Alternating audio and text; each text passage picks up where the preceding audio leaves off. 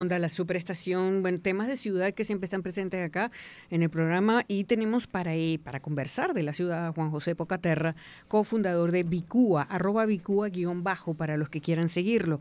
¿Y de qué vamos a hablar? Justamente de las ciudades emergentes, de las ciudades inteligentes. Desde hace mucho se habla de las ciudades inteligentes y a mí es un tema que me apasiona y bueno, me encanta que hayas venido. Bueno, Isa y Graciela te atienden. A ver, cuéntanos. Yo encantado de estar aquí con ustedes. ¿Qué te llevó? ¿Qué lo llevó?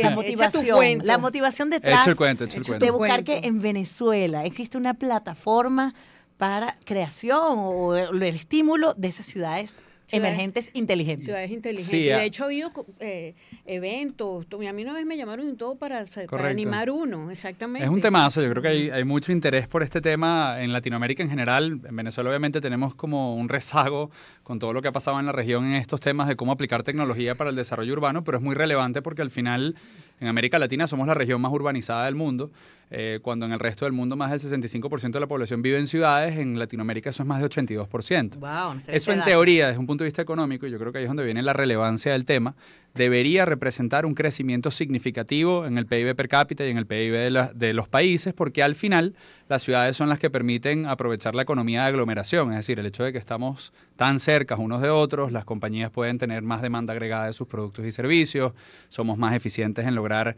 que la infraestructura sirva a la gente. Eso en teoría, como decía antes, debería servir para que estemos mejor económicamente, pero en Latinoamérica no ha pasado. Es decir, eso que en el resto del mundo ha sido un fenómeno donde al estar más urbanizado ha existido más desarrollo económico y también se ha reducido la brecha de desigualdad, en Latinoamérica no ha pasado, en Venezuela menos todavía.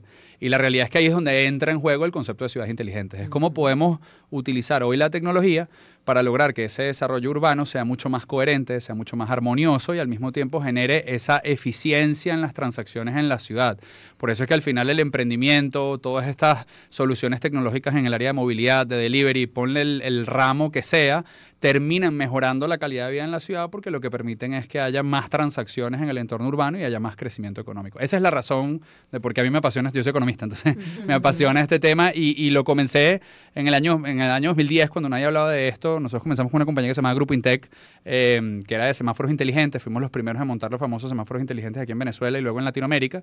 Ya después migramos a trabajar data para todo el contexto urbano, es decir, no solo en tránsito, sino abarcar los distintos ámbitos que ocurren en la ciudad, bien sea el retail, la parte de seguros, banca, incluso con el sector público. Pero es fundamentalmente porque nuestro objetivo y lo que nos apasiona es reducir la asimetría de información y las brechas que existen operativas en la ciudad, que es donde creemos que está el gran problema, el gran obstáculo de por qué es que ese desarrollo económico no se ha dado en nuestros países. Pero ¿y cómo reduces esas brechas? Lo primero es que hoy por hoy todo el mundo, y eso es lo bonito de trabajar con tecnología, hoy por hoy todos generamos data. Las organizaciones, si lo piensas en el sector privado, todo el que está en cualquiera de las industrias, hoy tiene muchísima data que genera propia de su negocio.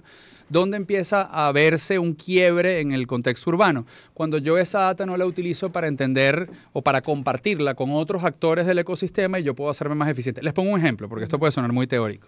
Yo soy un supermercado y yo tengo la data de las transacciones de qué compran y qué se vende en mi punto de venta, ¿correcto? Pero si yo, por ejemplo, no comparto esa data con todos los fabricantes de consumo masivo, no comparto eso con los distribuidores y la red logística, y ellos, por ejemplo, no saben cómo rota mi inventario en un punto específico, cómo yo hago para programar una cadena de suministros que sea mucho más eficiente y que reduzca la cantidad de camiones que necesito para llevar esos productos a ese punto de venta, cómo hago para que si yo soy el manufacturero o el productor pueda planificar mi demanda y pueda entonces despachar los productos necesarios al punto de venta donde el consumidor realmente lo va a consumir. Ahí empezamos a entrar en el nivel de granularidad de información, que es lo que hoy en el mundo desarrollado existe. Si tú vas a abrir un negocio en Estados Unidos, la realidad es que tú metes, por ejemplo, en la página de la Cámara de Comercio y tú tienes una data brutal. Si tú vas a abrir, así sea un restaurante de sushi, tú sabes exactamente qué restaurantes de sushi hay, cuánto han vendido, cuántas transacciones. O sea, tienes un historial que te permite a ti decir, bueno, voy a poner esto en la calle A o en la calle B. Esa información es la que nosotros sentimos que hoy, o es parte de lo que nosotros creemos que aporta, está roto en nuestro sistema. No hay data, esa es una verdad. Yo que soy estratega y creo mucho en trabajar con data.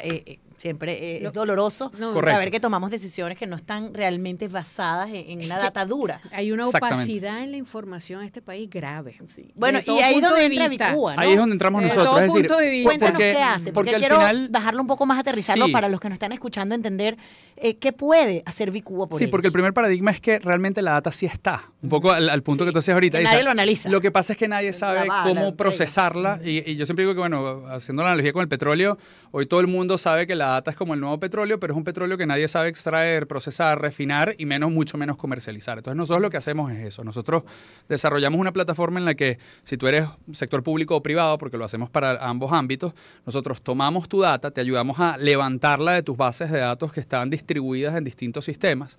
Con eso unificarlo, poderlo interpretar y tener visualizaciones, gráficas, entendimiento y convertir eso de data en información, como tú estabas comentando hace unos segundos. Y de esa información nosotros utilizamos inteligencia artificial para poderte dar hallazgos que te permitan descubrir dónde está la ineficiencia de tu cadena de valor. Entonces, como te decía antes, por ejemplo, eres un retailer, trabajas con nosotros vemos toda la data transaccional, te decimos cómo el segmento de clientes que tienes se está comportando, cómo se comporta en comparación a otras fuentes de datos que nosotros vamos captando también en el mercado, y luego con inteligencia artificial te ayudamos a lo que nosotros llamamos los hallazgos, te ayudamos a interpretar o a identificar dónde puedes mejorar con toda tu cadena, aguas abajo o aguas arriba, en mejorar ese servicio. Y eso lo hacemos para la industria de seguros, eso lo hacemos para la banca, lo hacemos en tema de recolección de impuestos, casi más en Latinoamérica que acá, porque obviamente eso no ha sido un tema muy relevante en Venezuela en los últimos años. Está empezando a hacerlo, donde ayudamos a los gobiernos municipales a entender cómo pueden incrementar la recaudación tributaria sin tener que estar martillando a los mismos contribuyentes todo el tiempo, porque muchas veces lo que pasa es que Latinoamérica, y estos son números latinoamericanos, más del 69% de los contribuyentes evaden impuestos. Entonces ahí tienes un problema porque el modelo de ciudad donde necesito invertir en infraestructura no tiene el modelo de recaudación correcto, y ahí nosotros utilizamos la data y la analítica que nosotros corremos en nuestros modelos para ayudar a los gobiernos municipales a incrementar esa recaudación. Ahora fíjate, la ciudad, el espacio público visto como el espacio per se democrático, no hay nada más democrático que el espacio público, ¿no? ¿Cómo Bicúa ayuda o se inmersa allí en esa contemplación, esa ayuda de que se haga más democrático ese espacio? Te pongo un ejemplo en Barranquilla, en Colombia. Nosotros empezamos a medir cómo era el despliegue de inversión en términos de parques públicos, o sea, de espacios públicos, pero parques particularmente. Sí. Ellos además los llaman biosaludables porque son de estos parques que puedes hacer ejercicio al aire libre. Con ellos empezamos a medir cuál era la correlación de la inversión de esos parques en el ingreso predial, que es lo que nosotros llamamos aquí el derecho de frente. Empezamos a medir cómo el invertir en esos parques tiene una incidencia en el incremento del impuesto predial al cabo de un mes después que yo hago la obra. Y cómo después que hago eso empiezo a tener data de usabilidad de ese espacio público para entonces poder tener el círculo retroalimentado de, bueno, si tú inviertes en infraestructura, eso te trae mayor recaudación te permite poner mejores servicios y entonces tengo un círculo virtuoso. La gente está contenta porque sabe que su inversión o sea, el pago de los impuestos va a algo positivo. Y a tu punto dice, tienes data dura para poderlo comunicar. Imagínate, yo creo, porque yo sé que estamos en un país donde usualmente hablar de este vínculo quizás entre lo político y lo público con el tema de la gestión urbana es escabroso, o sea, es un poquito complejo, pero la verdad es que cuando tú vas en todas partes de Latinoamérica donde nosotros trabajamos, el gran reto está en que incluso el funcionario que quiere hacer las cosas bien, igual que te pasa a ti, dice cuando decías yo como estratega a veces no tengo la data, ahora imagínate en un nivel de escala ciudad, como yo soy un gestor público que tiene que decir dónde voy a invertir en parques y hoy no tengo capacidad para procesar esa información, tomar mejores decisiones, y ahí es donde nosotros buscamos solventar ese problema. Y cuando se toman las decisiones en cosas que no voy a describir ahorita porque menciono gente y no debo, se critica mucho. Porque no se tiene una buena información para tomar esa decisión y entonces se invierte en cosas que... O para mostrar los resultados de la gestión. Y alguien no se siente identificado con una inversión que se hizo en la ciudad como el espacio más democrático. Por eso te lo digo, como el espacio público. Y por eso lo que nosotros buscamos con la información es que también el análisis que hacemos como ciudadanos de lo que está pasando en el entorno urbano sea mucho más objetivo. Porque hoy todavía, esto pasa de nuevo en todas Latinoamérica, es bastante visceral. Total. Bueno, no, porque me cae bien o me cae mal quien está haciendo la política pública. Pero la realidad es que si nosotros estuviésemos viendo con data dura lo que pasa en nuestras ciudades, creo que tenemos la oportunidad de ponernos mucho más de acuerdo de lo que hoy hacemos en toda la región. Entonces fíjate cómo influye en eso de que el espacio sea utilizado de forma democrática por todos y se piense de esa manera también, porque ya deberíamos quitar esos paradigmas de, oye, si es que este tipo me cae mal porque es el alcalde ahorita, me cae mal, a mí me parece que cualquier cosa que haga no sirve. 100%. Y hay un punto muy importante que es el rol que tiene el privado también en esto, porque a veces lo dejamos como marginado, como si fuese algo en lo que el privado no tiene que ver. Ajá. Si yo soy un distribuidor de alimentos en una ciudad, la decisión que yo tomo todos los días de a dónde mando mis camiones, cuántos camiones envío, de qué dimensiones son esos camiones, por qué vías lo hago, qué tipo de productos estoy despachando, todo eso altera el ecosistema urbano en fracción de segundos. Total. Entonces yo muchas veces estoy desde el lado privado tomando decisiones que inciden y que afectan al resto del ecosistema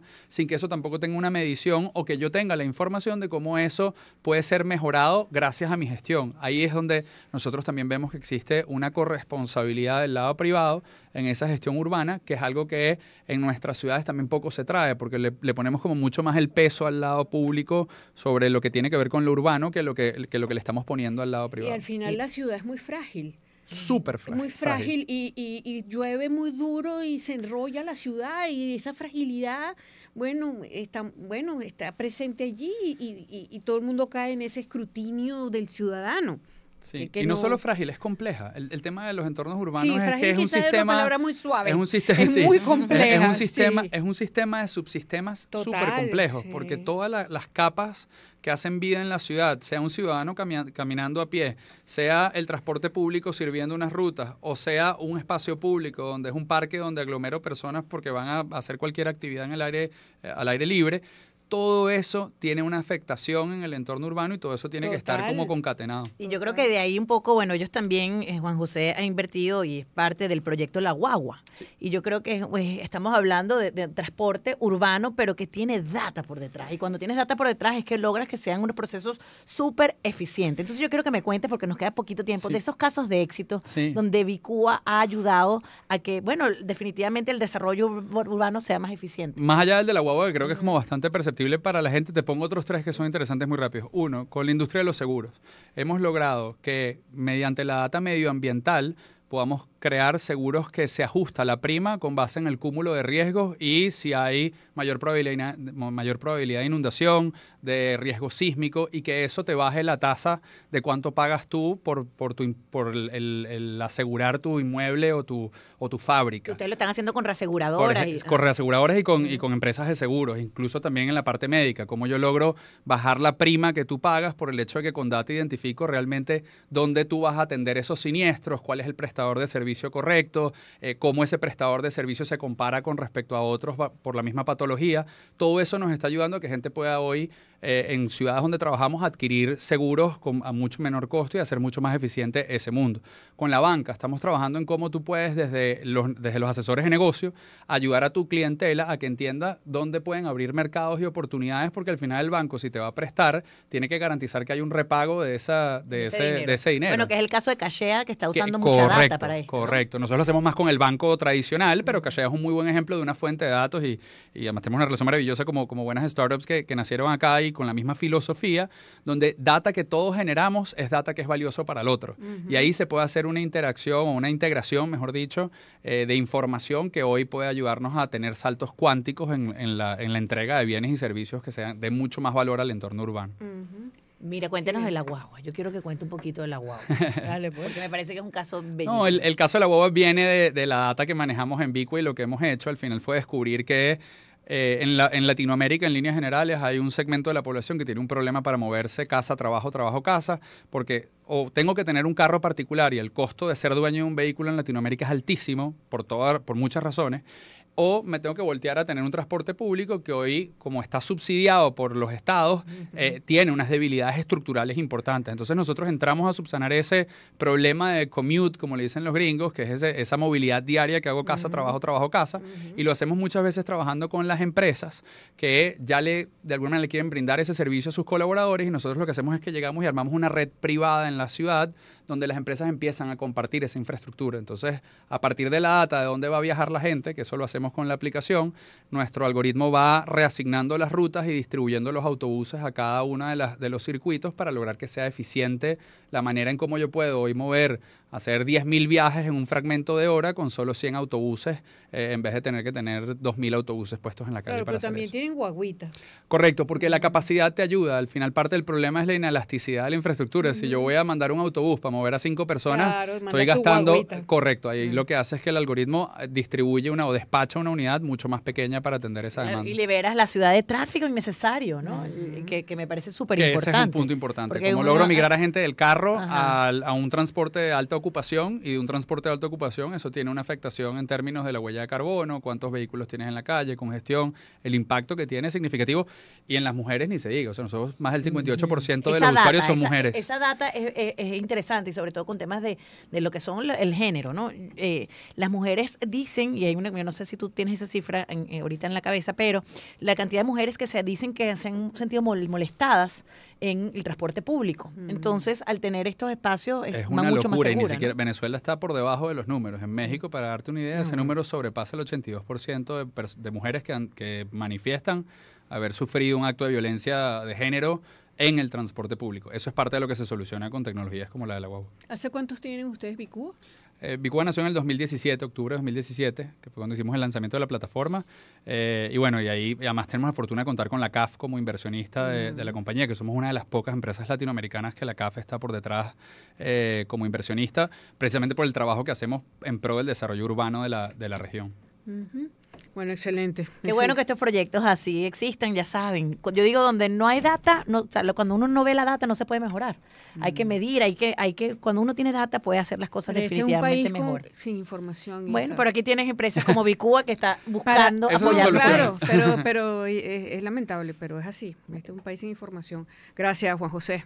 Juan José Pocaterra es cofundador de Bicúa. Y bueno, lo tuvimos aquí para conversar de la transformación de las ciudades emergentes e inteligentes. Hay que hacer publicidad. Sonidos que te envolverán en un mundo de emociones.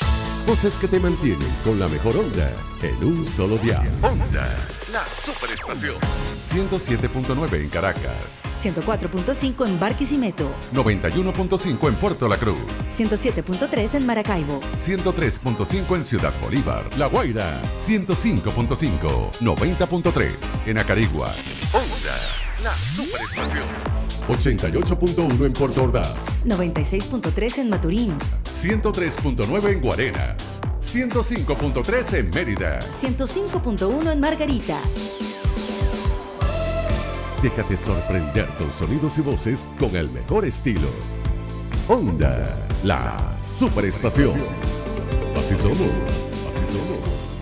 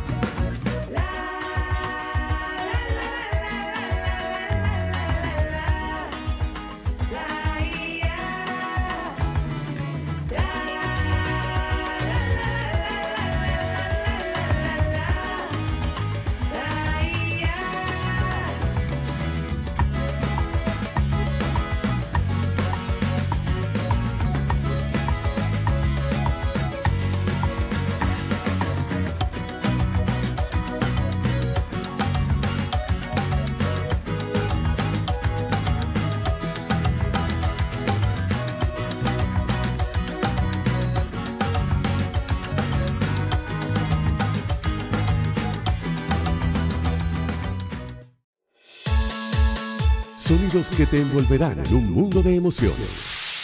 Voces que te mantienen con la mejor onda en un solo dial. Onda, la superestación. 107.9 en Caracas. 104.5 en Barquisimeto. 91.5 en Puerto La Cruz. 107.3 en Maracaibo. 103.5 en Ciudad Bolívar. La Guaira. 105.5. 90.3 en Acarigua.